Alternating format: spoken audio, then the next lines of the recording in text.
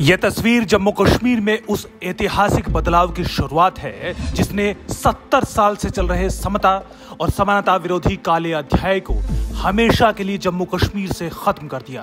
दरअसल सरकार ने डोमिसाइल कानून में बदलाव करते हुए एक नया क्लॉज जोड़ा है जिसके मुताबिक जम्मू कश्मीर के स्थायी निवासी का वैवाहिक पार्टनर यानी पति अथवा पत्नी अन्य राज्य का निवासी भी है तो भी वो तत्काल प्रभाव से राज्य का स्थायी निवासी होने का योग्य माना जाएगा। इस नए फैसले के बाद जम्मू कश्मीर में पहला डोमिसाइल जम्मू दक्षिण तहसील में जाने माने डॉक्टर मुकुंद लाल शर्मा की पुत्रवधू निधि शर्मा को जारी किया गया। डोमिसाइल कानून में किए गए इस बदलाव से न सिर्फ जम्मू कश्मीर के आम निवासी बल्कि महबूबा, अब्दुल्ला, गुलाम नबी आजाद के परिवार समेत कई हाई प्रोफाइल लोगों को भी फायदा पहुंचेगा। दरअसल आर्टिकल 35A के चलते 5 अगस्त 2019 से पहले जम्मू कश्मीर की कोई महिला जब अन्य राज्य के किसी स्थायी निवासी से शादी करती थी तो जम्मू कश्मीर में उसके पति और बच्चों को कोई मूलभूत अधिकार नहीं मिलता था।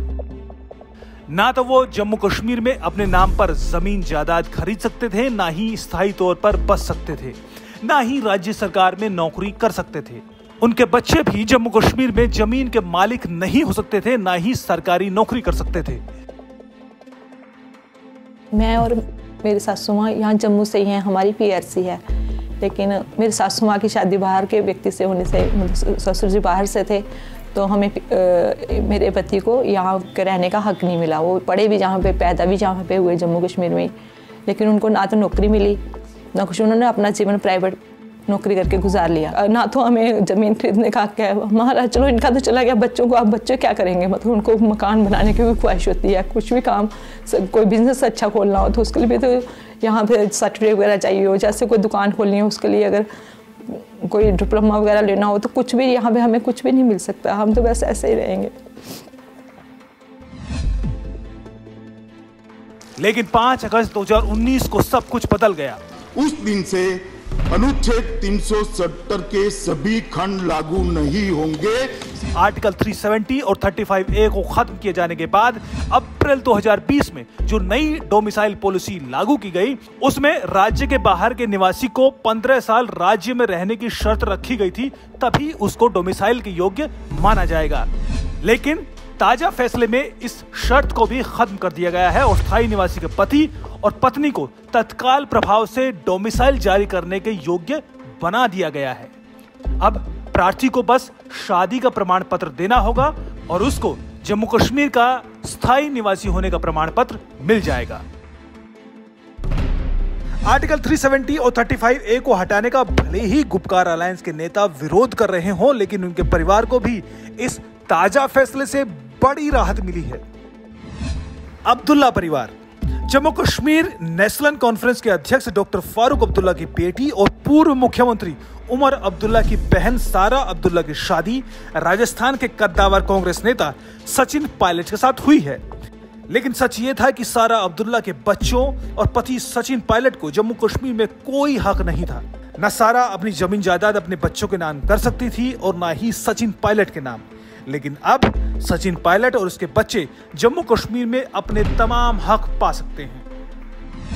महबूबा परिवार PDP चीफ और पूर्व मुख्यमंत्री महबूबा मुफ्ती की छोटी बहन रूबिया सईद की शादी चेन्नई में हुई है।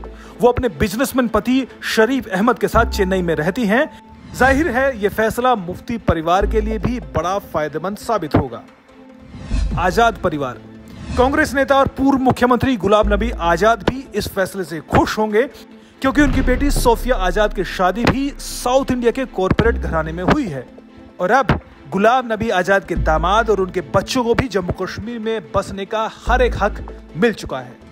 करण सिंह परिवार जम्मू कश्मीर राजघराने के उत्तराधिकारी और सदर रियासत रहे कांग्रेस नेता डॉक्टर करण सिंह की पौत्री मृगांका सिंह की शादी पंजाब के मौजूदा मुख्यमंत्री कैप्टन अमरिंदर सिंह के नाती निर्वाण सिंह के साथ हुई है।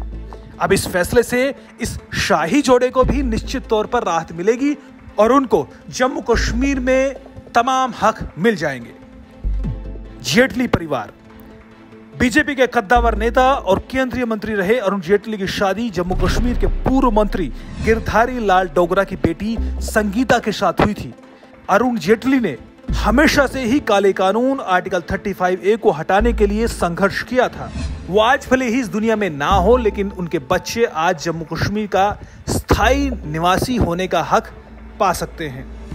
यानी साफ है कि सरकार के ताजा फैसले ने उस गैर संवैधानिक अड़चनों को हटा दिया है जिसकी बेड़ियां आधी आबादी के पैरों में 70 सालों से बंधी हुई थी।